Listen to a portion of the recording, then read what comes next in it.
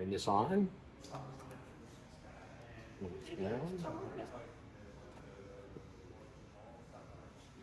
And process. Drawing with pencils. Yes.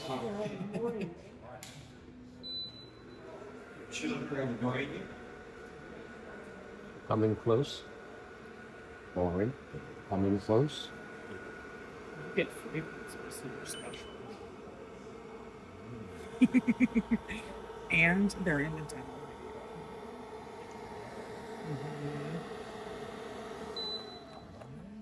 Yep. Now no one can take your pencil. Thank you, Ellen. Now they're your pencils. Hey, how about that? It's pretty cool that you can just put it on the side of a pencil like that. Like a proper engineer, put them in my I top wanted pocket. one of these. This was the other one I looked at. Oh my god, it's so cool. Look at the colors. So on the brass, depending on the This is really cool you too. wind up with a little green there, which is kind of cool. Yep. Copper's got a couple of colors. The blue's got a couple of different shades of gray. Yeah. So this was fine. Was this with the infrared or the diode? This was the infrared. White, trying to do white acrylic with the diode, it just laughs at. How do you make the infrared not laugh at it though? Because I have some like, wavelength. yeah, they're like, what's the setting? Let me rephrase my question. What? The text was done at 100 power, 100% power, Okay. and 200 speed. Okay. 200. 200. Is it millimeters per minute or second on Millimeters per yours? second. Second. Okay. That's what mine's in too. The graphic, on the other hand, I wound up doing this in grayscale. Okay. Because Jarvis just wasn't working well. Okay. And it was the same 100% power, 200 DPI, and 640 dot duration. I'll forget that. So That's just take for a the picture of it. yeah. That's what I'm gonna do. That's what you did for the engraving. You said. See engraving.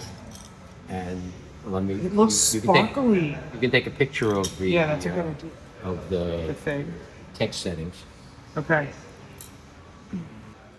And it just made this color and looks all sparkly from its own engraving. Like, it looks like you put glitter paint over it.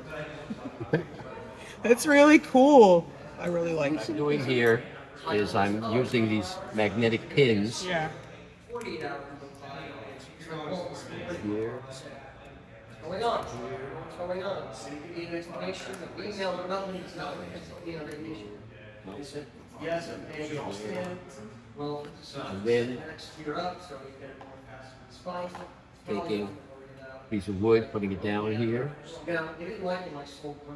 and Oh, yeah, using some magnets to hold it down. So I've got magnets here, down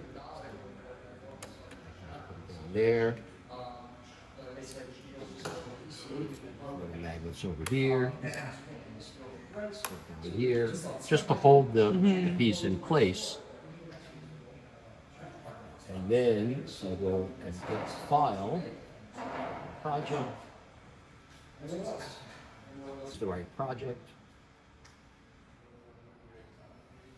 And I turn off the lights that I added. So I added lights to the other side.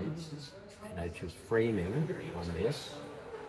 I want to do outline framing. Move this stuff around. Turn the wood so that the little hole in the wood doesn't get affected. This here, and then stop the framing. Bring this down. Focus it. Double check the framing. You have focused it.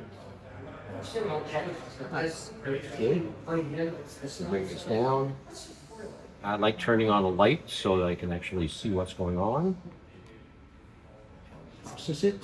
And this will do an engrave, a score, and then a cut. Yeah. So it's a good test of the whole system. Come in close, Lauren. Come in close so you can actually see what it's doing. Come in closer. Closer. So you can put your hand.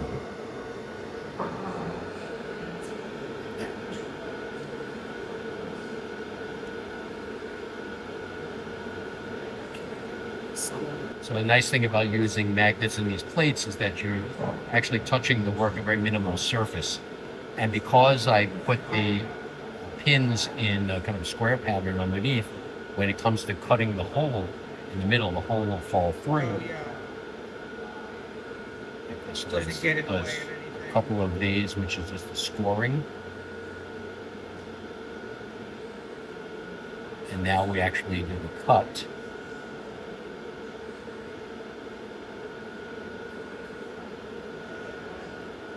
You see it falls through. Now we do the outside cut.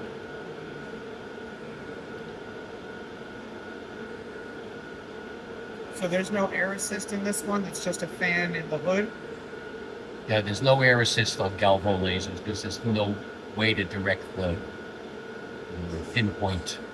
So then Air. is the fan on the top of this hood or is it on the bottom blowing it up? The fan is in the back that's pushing that way. There may be a fan on the top. But what's nice about this, if you pull back a little bit more, and you see I've got honeycomb sitting above a metal plate. Right. And they're standoffs so airflow can go through it, coming close again so we can get the into the cut.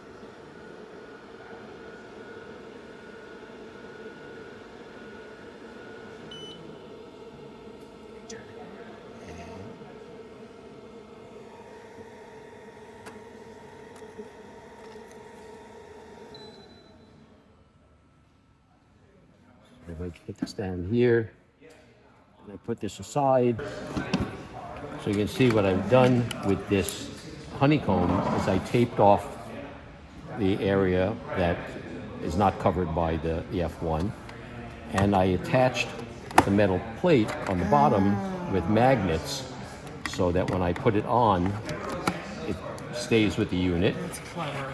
And the standoffs here allow airflow to get underneath it so the air comes up through the honeycomb instead of sort of being boxed in.